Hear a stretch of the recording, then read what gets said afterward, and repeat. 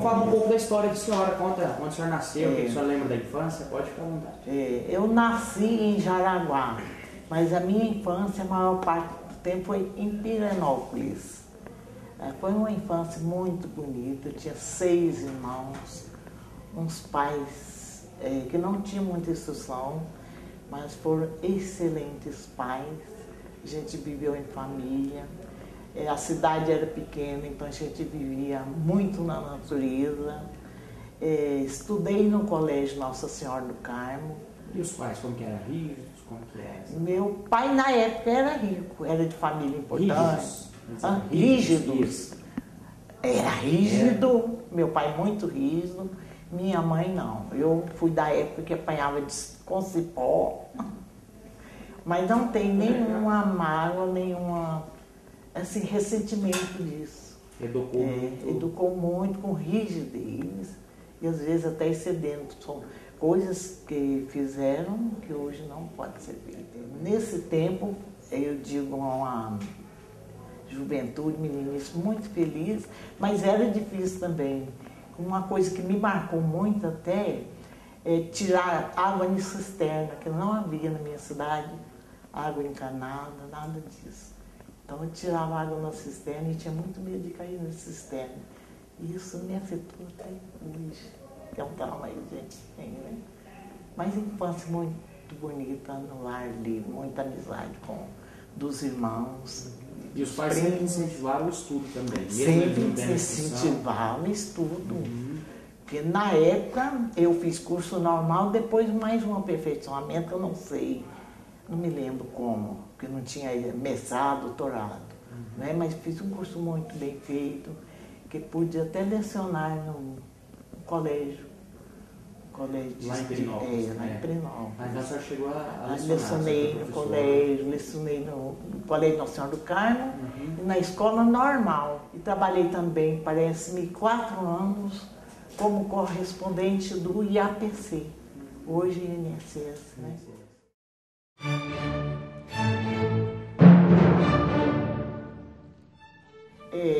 Aí meu pai era político, aí já vou entrar na história do PIS. Meu pai era político e muito poderoso em Pirenópolis, né? Era, como é que a gente fala hoje? Era cabo eleitoral do Cizenando Jaime. E aí então ele pediu que a única recompensa que ele queria que eu entrasse no PIS. E não, nesse tempo não tinha concurso, então eu entrei no PIS pelas portas do fundo, pelo poder político do meu pai. Você lembra o ano? Lembro, indicação do Cizenando Jaime, quem eu agradeço, ele deve estar no céu. E fui nomeado pelas portas do fundo no dia 27 de março de 1952. O meu título que a gente diz era fiscal arrecadador, letra B. Fui lotado em Pirenópolis, mas também lotada em termos que toda vez que mudava de governo eu ficava naquela angústia, naquela agonia, porque eu poderia ser remanejado para qualquer cidade do estado de Goiás. E naquele tempo não tinha recurso. Você era solteira ainda? Solteira.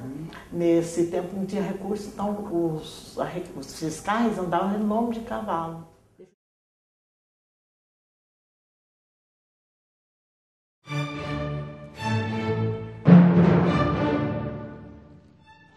Quando eu fui nomeada, era secretário da Fazenda José Ludovico de Almeida. E foi uma dificuldade tremenda, que ele disse que não queria nomear mulher. E eu usou até um termo assim meio grosseiro, falando assim que a mulher dava luz todo ano, então dificultava para ele. Eu usou outro termo que eu não vou falar agora. Mas aí, para tomar posse, eu tomei posse dia 3 de junho de 1952, eu fui nomeada em março. Fui a Goiânia, acho mais de 20 vezes, não conseguia tomar posse. Até que um promotor de Pirenópolis ficou com dó e me ajudou. Ele chamava Sebastião de Souza. Aí me ajudou a tomar posse, que o secretário entrava. Consegui falar umas 2 vezes com o secretário, até que ele cedeu.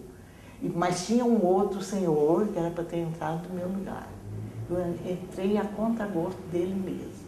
Mas aí eu pus o pé no chão e falei, eu quero provar para o doutor José Ludovico de Almeida, eu vou dar muito prazer para ele, não vou dar trabalho e acho que consegui fazer isso. Como que era esse trabalho? Conta como que era o serviço. O trabalho, numa agência do interior você fazia tudo.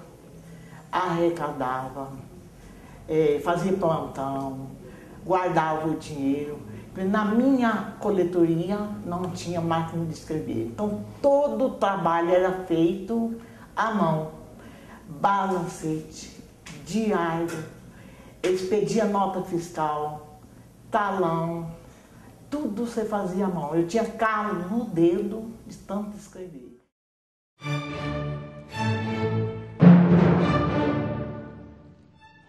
Não tinha cofre, eu tive que comprar com o meu dinheiro um cofre. E também a gente emprestava conta para o delegado fiscal no fim do mês. Então eu ia juntando dinheiro no cofre na minha casa. Olha o risco, que coisa errada, né? Guardava o dinheiro todo na minha casa. A senhora tinha medo? Tinha medo, muito medo mesmo de tudo. Deixa eu ver como era mais.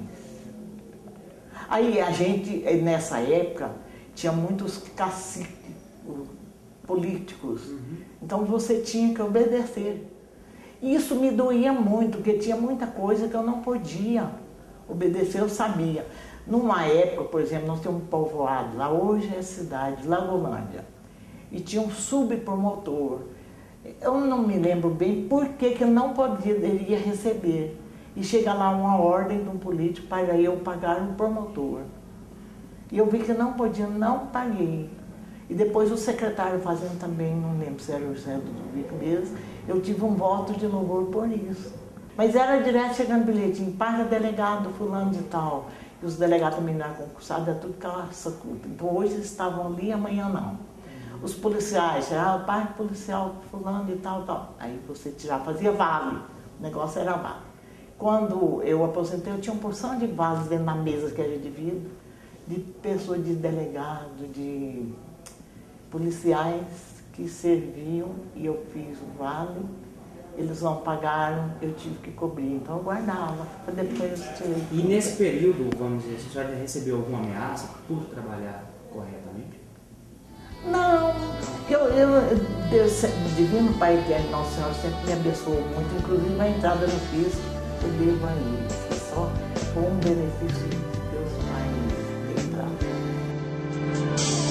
Deus está aqui neste momento, Sua presença é real em meu viver. Entregue sua vida e seus problemas, fale com Deus, Ele vai ajudar você.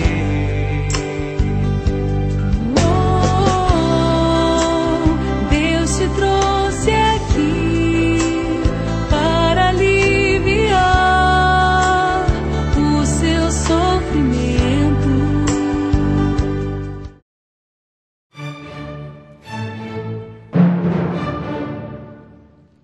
Nessa época, o nosso município era muito grande, então a gente arrecadava também imposto territorial, tinha um outro nome, territorial, tinha um outro nome que eu não me lembro.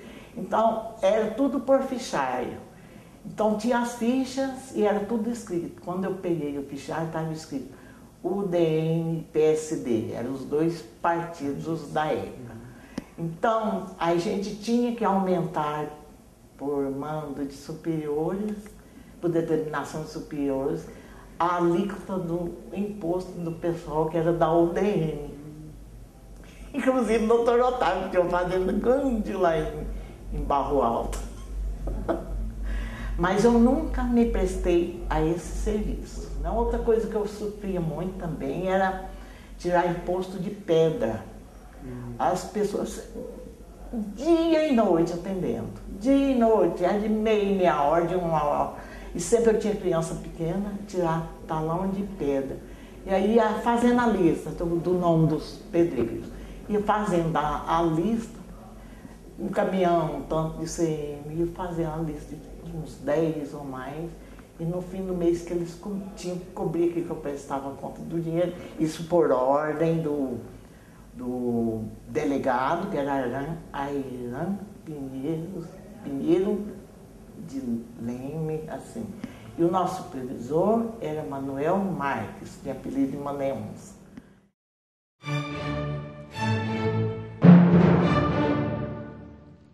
Outra coisa que eu tinha muito medo também, chegavam os fazendeiros importantes com gado, e o gado PO, é puro sangue, né? PO por origem. Esses eram dispensados do ICM. E como que eu ia provar? Então, quando chegava milho de caiado, eu corria às vezes de medo de tirar essas guias. E hoje eu sou uma grande admiradora do Alexandre Caiado e do Ronaldo Caiado. Eu tinha medo, né? Então são essas coisas que faziam ele sofrer demais. Você não tinha quem desse aquela segurança.